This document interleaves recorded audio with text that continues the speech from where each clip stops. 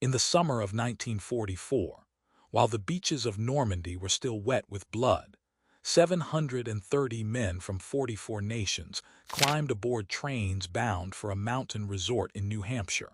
The war was not yet won. Hitler still held Paris, and yet these men were not soldiers. They were economists, bankers, and finance ministers, and they had been summoned to a half-empty hotel called the Mount Washington to answer a single, staggering question. When this war ends, who will own the money? Not who will own the land, not who will hold the guns. The money. Because the men gathering in that hotel understood something the generals did not. Empires are not built on armies. Armies are only ever rented. Empires are built on the thing that pays the army, and whoever controls that thing controls the century. For 400 years that thing had been British. The pound sterling was the bloodstream of global trade. London was the heart that pumped it. But Britain had spent itself to the edge of ruin fighting Germany, and everyone in that hotel could smell it. A throne was about to go empty. And in the American delegation sat a heavy-set, chain-smoking bureaucrat from the U.S. Treasury who had already written, in secret, the document that would seize it. His name was Harry Dexter White. He was not a Rockefeller. He was not a Morgan.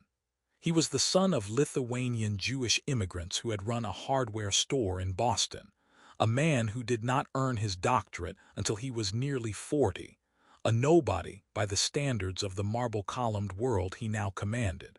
And over 3 weeks in that New Hampshire hotel, this nobody would outmaneuver John Maynard Keynes, the most famous economist alive, and rewrite the operating system of the entire planet. He would make the American dollar the one currency the world was forced to trust. He would build the machine that still, 80 years later, lets Washington freeze a nation's savings with a phone call and borrow trillions the rest of us could only dream of. He built the dollar empire. And here is the part they leave out of the textbooks. 4 years later, Harry Dexter White would sit before the House Un-American Activities Committee, sweating under the lights, and deny that he had spent those same years passing America's secrets to the Soviet Union. 3 days after he finished testifying, he was dead, a heart attack, at 55, in a New Hampshire farmhouse not 40 miles from the hotel where he had crowned the Dollar King. The decrypted Soviet cables that would name him, again and again, under the code name jurist, would stay classified for another half-century. So which was he? The architect of American financial supremacy, or a man working, at the very moment of his triumph, for the enemy who would spend the next 40 years trying to bury it? Was Bretton Woods the founding act of the American century, or the strangest double-cross in the history of money? Keep that question in your mind, because it changes everything you are about to hear. And keep one more thing in mind, too. Right now, in this decade, a rising power in the East is doing to the dollar exactly what White once did to the pound. Quietly, patiently, building the exit before the old empire notices the door is even there. To understand what happens next, you have to understand what happened in that hotel. You have to follow the money. All of it. Consider the numbers that brought those 730 men to that New Hampshire mountain. In 1944, the British Empire was dying on its feet. Great Britain had spent 6 years waging total war against Germany, and the bill was beyond anything a single nation could carry. By the end of hostilities, the United Kingdom would owe its foreign creditors more than £21 billion, a sum equivalent to nearly 4 times the entire annual output of the British economy in peacetime. 40% of that debt was owed to the Sterling area colonies and dominions, but the most acute pressure came not from pounds but from dollars. Britain had liquidated nearly all of its overseas investments, sold off assets in India, in the Middle East, in South America, to pay for American war material. And when those ran out, it turned to Lend-Lease, the program through which the United States supplied its allies with food, oil, and armaments on credit. Credit whose terms were never fully spelled out until the guns fell silent. The moment of silence would come, and when it did, Britain would be in the position of a debtor asking its banker for an extension, stripped of any real bargaining power. As the economist John Kenneth Galbraith later observed, the British delegation arrived at Bretton Woods not as the representative of a great creditor, but as the emissary of a nation that was financially bust. The pound sterling had been the unquestioned king of currencies for a century. It was the coin in which half the world's trade was invoiced, the reserve asset that central banks held alongside gold as if the two were interchangeable. By the summer of 1944, sterling's convertibility had been suspended since 1939. It was propped up by exchange controls, imperial preference, and American forbearance. The Bank of England's vaults contained a fraction of the gold that used to sit there. And across the Atlantic, the United States Treasury sat on a mountain of the yellow metal. At the onset of the war, America had held roughly 13,000 metric tons of gold. By 1944, thanks to wartime payments, it had swollen to more than 20,000 metric tons, roughly two-thirds of all the monetary gold ever mined. At the fixed price of $35 an ounce, that represented nearly $22 billion, an unimaginable concentration of financial gravity. This was not an accident. The mechanics of war finance, combined with the geography of an untouched homeland, had transformed the United States into the planet's creditor of last resort, its factory floor and its granary. In 1944, the United States produced nearly half of the world's manufactured goods. It pumped more oil, forged more steel, launched more ships, and harvested more wheat than the next several nations combined. The American century had not yet been declared, but the raw materials of that century were already stacked in warehouses from Pittsburgh to Houston. And into this chasm between a ruined empire and an ambivalent superpower stepped a man whose entire life had been a preparation for this one moment of tectonic leverage. Harry Dexter White did not look the part. He was not tall, not handsome, not a product of Groton or Yale. He had a boxer's build, a mustache that seemed perpetually damp, and a chain-smoking habit so relentless that his fingers were permanently stained a deep nicotine yellow. He spoke with the accent of working-class Boston, not the drawing rooms of Mayfair or Georgetown. Yet by the early 1940s, he had become, arguably, the single most influential planner of the post-war monetary order. To understand how that happened, you have to go back to the hardware store. White was born in 1892 in Boston's West End, the seventh child of Joseph White and Sarah Majilowski, Lithuanian Jews who had fled the pogroms of the Russian Empire, and like so many, found themselves crammed into a tenement in a new world. The family changed its name to White, and Joseph opened a small hardware business on Causeway Street. Young Harry, he was christened Harry, not Harold or Henry, grew up sorting nails, hauling coal, and learning the arithmetic of a cash drawer before he ever read a book on economic theory.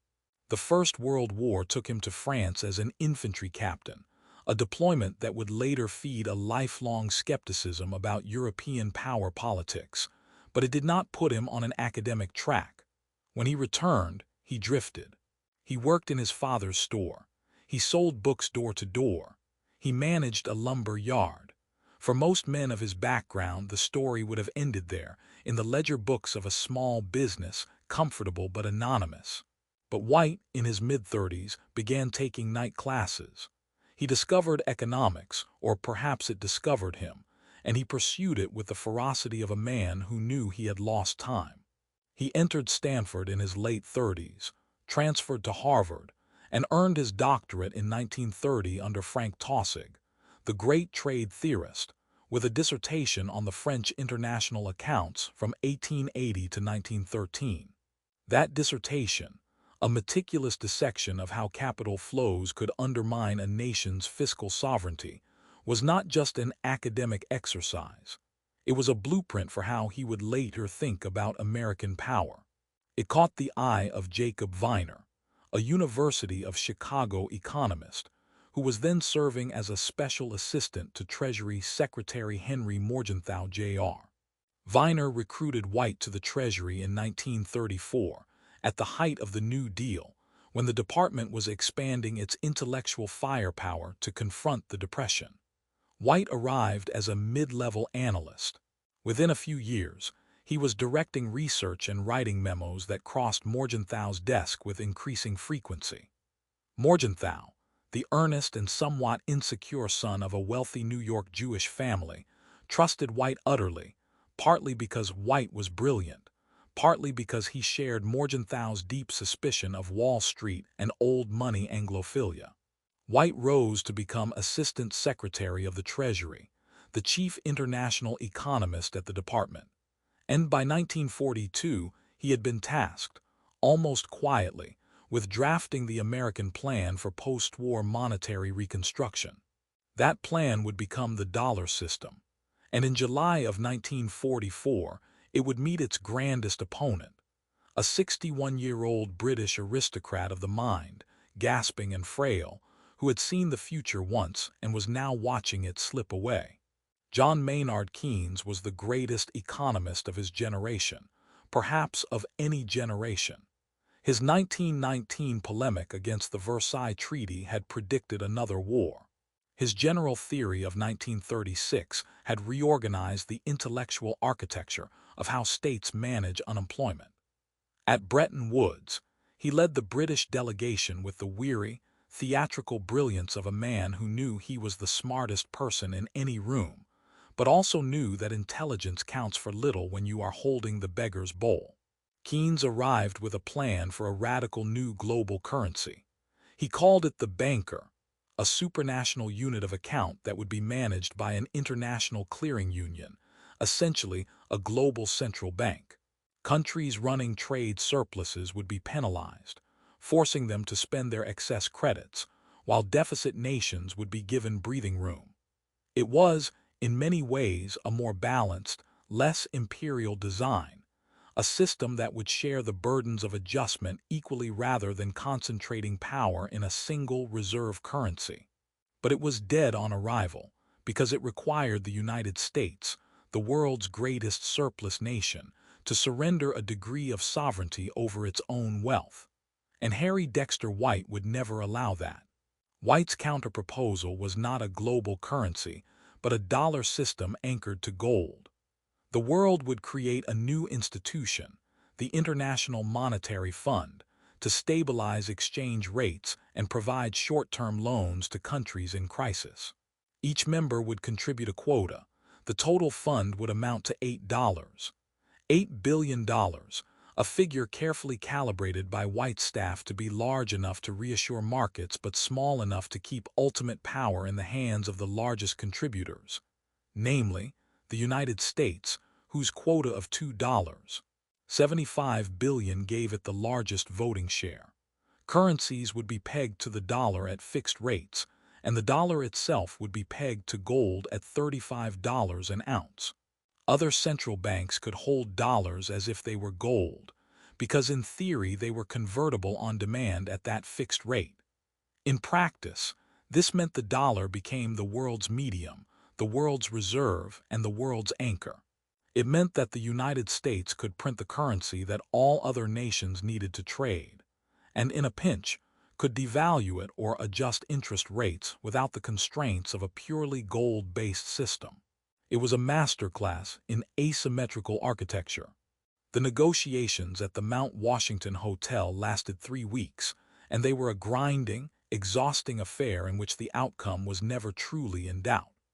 The American delegation, nearly 100 strong and housed in comfortable quarters, had come prepared with binders full of position papers. The British delegation was smaller, more threadbare, and profoundly weary.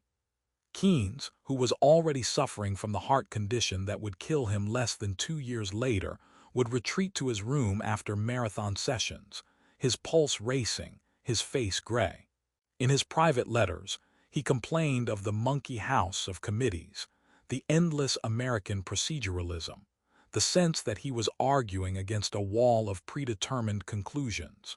At one critical juncture, When Keynes attempted to argue for greater flexibility for debtor nations, White cut him off with a bluntness that stunned the room.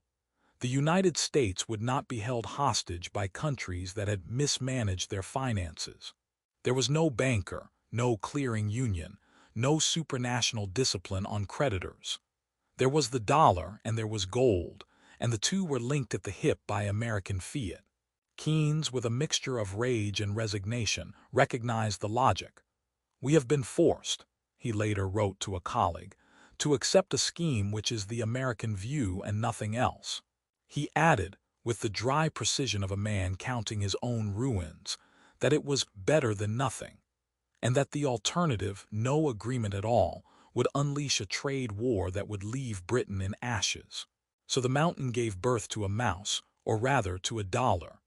The IMF and its companion institution, the World Bank, were born, but they were not truly global bodies. They were American bodies with international decoration, headquartered not in London or Geneva, but in Washington, D.C., 2 blocks from the Treasury. The Soviet Union, which had sent a delegation to Bretton Woods, ultimately refused to ratify the agreements, sensing, correctly, that membership would require disclosures and commitments incompatible with a Stalinist command economy.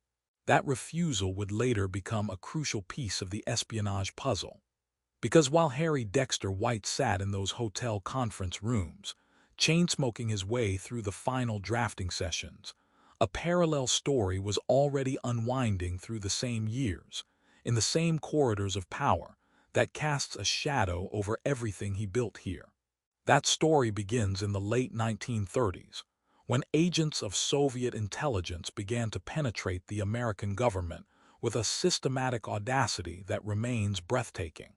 One of the most prolific penetration networks was run through the Treasury itself, centered on a group called the Silvermaster Network.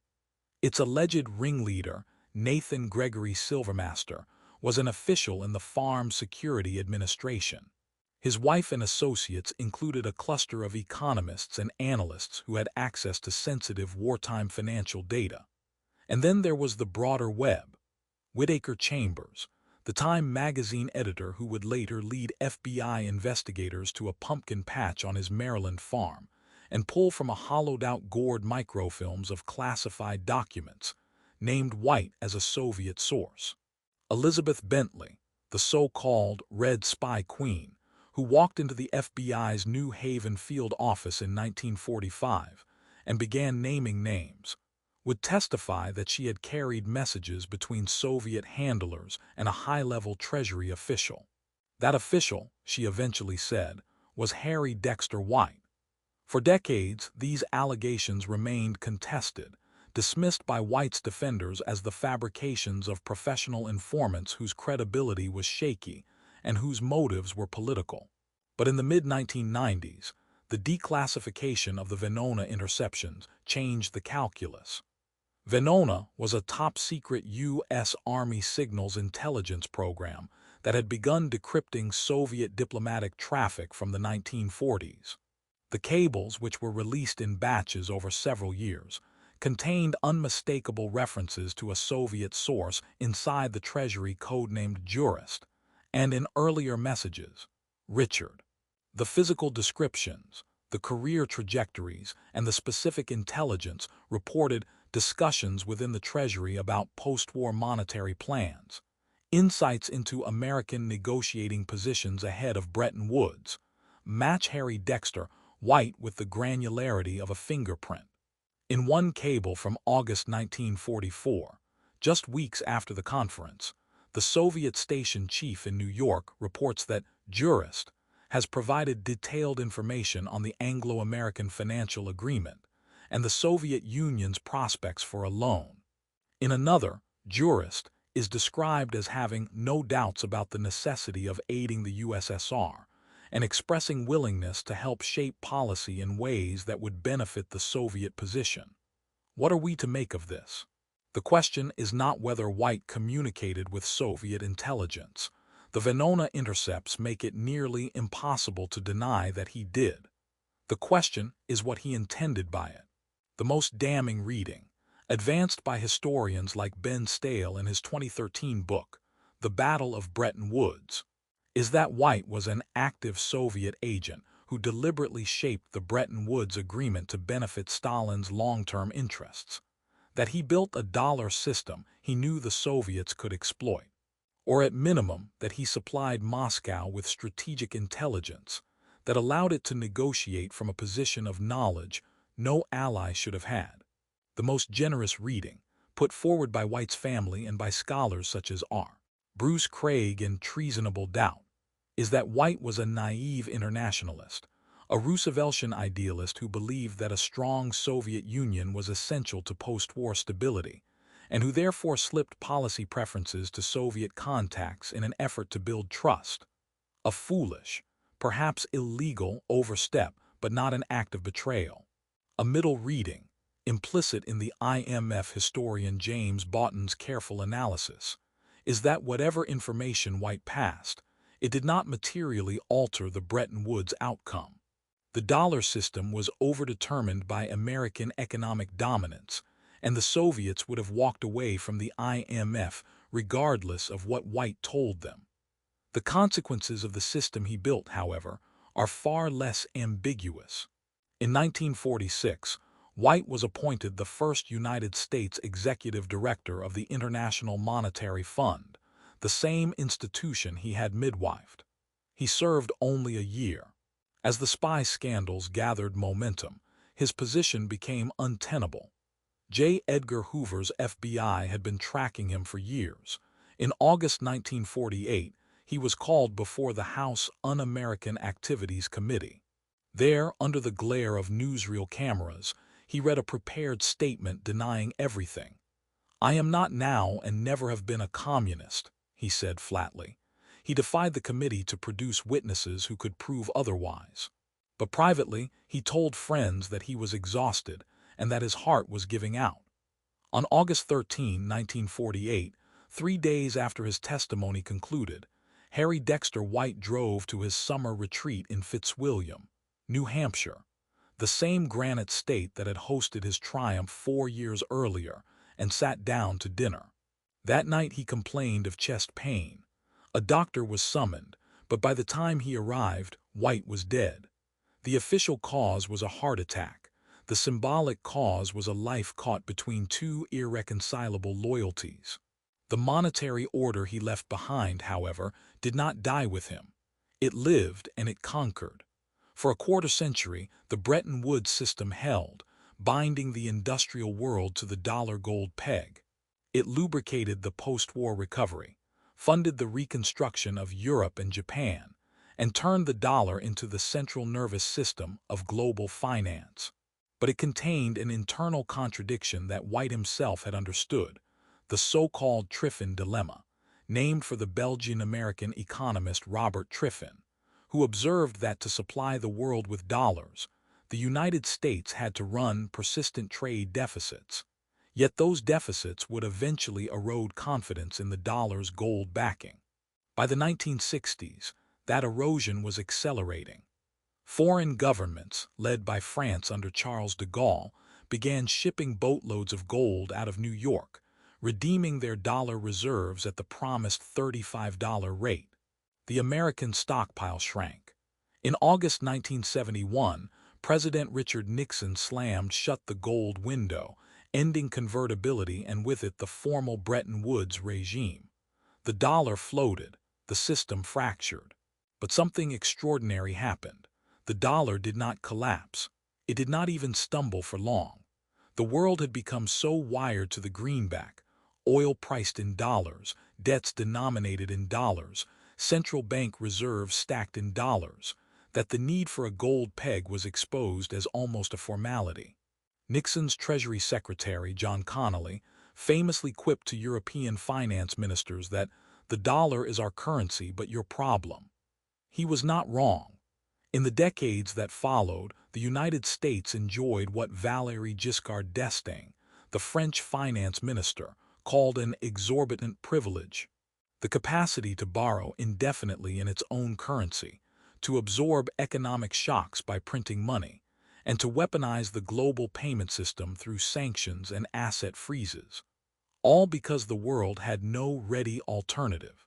That privilege traces directly back to the choices White made at the Mount Washington Hotel. His system, stripped of gold, survived as a pure fiat dollar order, and it remains, to this moment, the operating code of international finance. I want to be careful here. We are dealing with a man who is dead and cannot speak for himself, and with a historical record that is deliberately incomplete. The FBI never prosecuted White. He was never convicted of any crime. The case against him rests on decrypted cables that were never cross-examined in court, and on the testimony of witnesses like Chambers and Bentley who had well-documented flaws. And there is another layer. The Red Scare itself, the fevered atmosphere of the late 1940s, in which any association with left-wing causes could destroy a career, and any contact with a Soviet diplomat could be reframed as conspiracy. White's defenders note that many of his policy positions, the IMF's loan conditionality, the insistence on American voting power, were not exactly Marxist-Leninist. They were hard-edged capitalism of the sort that a Soviet agent would have been instructed to undermine, not build. And yet the Venona cables are real, and they are specific, and they describe a man who handed over internal Treasury documents and candid assessments of American negotiating strategy to an adversary regime. The historical consensus, as messy as it tends to be, leans toward the view that White was a source of influence, a fellow traveler who allowed himself to be used, whether knowingly or self-deceptively, by an intelligence apparatus whose ultimate goals were antithetical to the liberal order he was publicly constructing. But it is also worth stating plainly, the dollar order would almost certainly have emerged in some form regardless of White's personal actions, because the underlying economic weight of the United States made it a gravitational inevitability. The question is not whether Bretton Woods built American financial supremacy. It is whether it built it with a sleeper contradiction embedded by the very hands that designed the blueprint. And that brings us to the timeless, unsettling truth at the center of this story. Systems of control are rarely built by cartoon villains or uncomplicated heroes. They are built by flawed, intelligent, sometimes deeply compromised human beings who are channeling forces larger than themselves. White understood, perhaps better than anyone in that hotel, that a nation's currency is an extension of its sovereignty, and that sovereignty can be projected not just by armies but by the silent coercion of credit. He built a machine that gave that sovereignty to his own country, the country that had lifted his family out of poverty and given him a chance. And at the same time, he was, at minimum, handing intelligence to a hostile power that would soon menace that country with nuclear annihilation. How do you reconcile those two facts? You don't, not neatly. The man who designed the dollar empire may also have been, in his own mind, trying to save the world from another war by keeping Stalin inside the tent.